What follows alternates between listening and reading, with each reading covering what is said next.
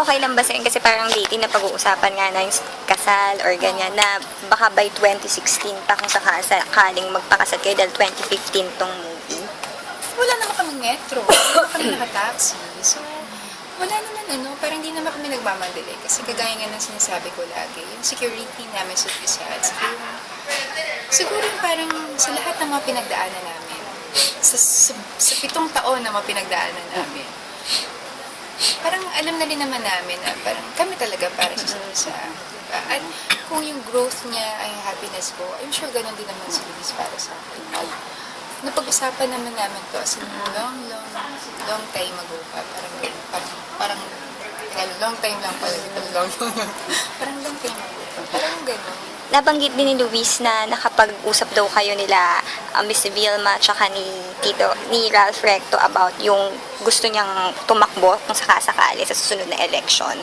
Magkakasama daw kayong nakapag-usap. Yes, napag-usapan namin. Pero wala pa namang sinasabing final si Luis din. And parang hindi pa talaga niya napag-iisipan.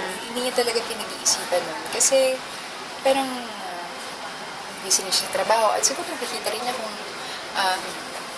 na dapat ibigay mo talaga yung buong oras mo pag maglilingkod ka talaga sa bayan natin, diba? So, yes, napag-usapan, ganyan. Pero, parang naman. Gusto ko na sabihin na hindi pa naman, wala naman final pa sinasabi. Angel, napag-uusapan na rin kasi yung kasal niya ni Luis. Sa recent interview din kasi ni... Galing. Nice, Sorry. Excited kayo. Actually, tatanong ko na to, sorry, I have to ask. Pero kasi na-interview recently si Jenny, tapos parang she wishes you well. Kaya si Jenny Lynn. Okay. She wishes you and Manager mo talaga Luis. dito sa patarin ako talaga. Thank you so much. Pero Kasi ano lang, naman, reaction lang with that. Na Thank parang, you. Thank you. Happy for you. Thank you. Magiging- Ano masasabi? Ang weird naman, di ba? Ay, tawag na rin naman ako sa loob. So, yun. Sa'yo lang. Ay,